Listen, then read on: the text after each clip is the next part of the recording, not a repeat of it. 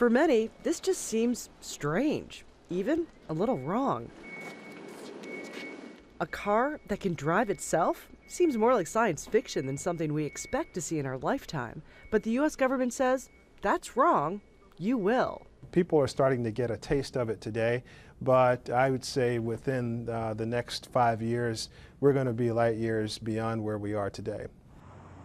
Right now in cities like Pittsburgh, companies are testing self-driving cars, and companies like Tesla can advertise cars that can drive themselves for short distances. They can do that without the U.S. government having a say.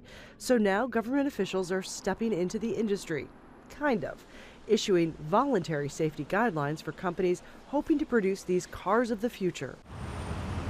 The Obama administration doesn't have enough time left to make the guidelines into mandatory rules, but consumer advocates say this is a good start. It's all up for grabs with the new president, with the new administration.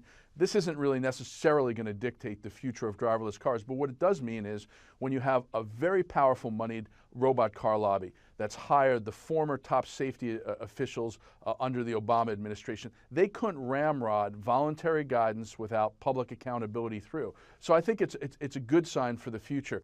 In making the announcement, the Obama administration touted the selling points of self-driving, saying it'll save lives. 94% of accidents in the U.S. could be prevented with human error taken out of the equation.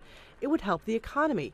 The equivalent of 3% of its GDP is spent on car crashes and the aftermath.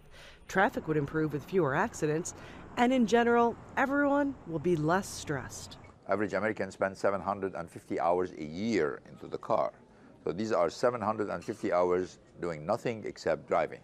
If we can take back part of this time to do something else, it's a huge advantage. It sounds great on paper. On the road, maybe not. Polls show 3 out of 4 Americans would be afraid to ride in a self-driving car, meaning the industry has to improve its image and its technology if the American driver is going to agree that this is the car of their future. Patty Culhane, Al Jazeera, Washington.